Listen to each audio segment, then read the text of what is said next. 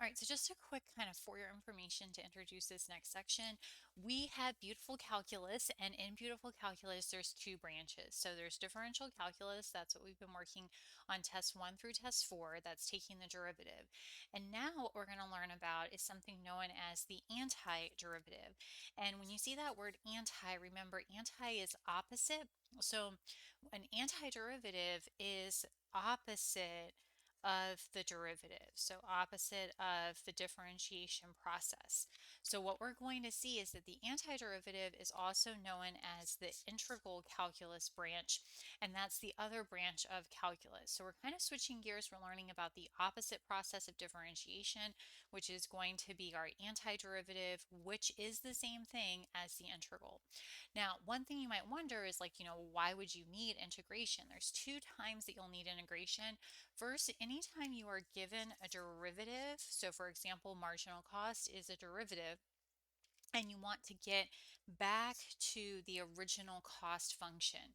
The way you're able to go from the derivative back to the original cost function will be through the process of the indefinite integral. The other time that we care about integration is when we're trying to find the net area under the curve, or the exact area under the curve if the function is on or above the x-axis. That's going to be the second part of this chapter, and that's known as the definite integral. So you might remember in Principles of Economics when you talked about consumer and producer surplus, the consumer surplus, producer surplus was the area between either demand and supply function and the market equilibrium price. Well, in microeconomics and principles class, they just say it's a straight line so that you can actually compute that area of the consumer surplus with, a rectangle 1/2 base times height. But the reality is a lot of demand functions and supply functions are not straight lines. And a lot of times what we have is we have very much curvature to the demand and supply function. So then in that case, you don't have this straightforward, like here's a triangle I need to find the area of. Now, because of this curvature, you would need the integral in order to compute the area of that region between the demand curve and the equilibrium.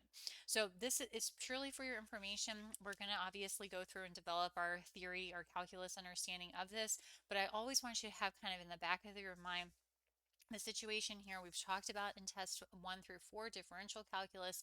Now we're learning the opposite process, which is going to be integral calculus.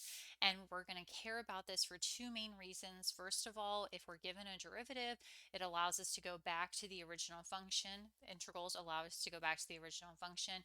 And secondly, is that the definite integral does give us the net area under the curve.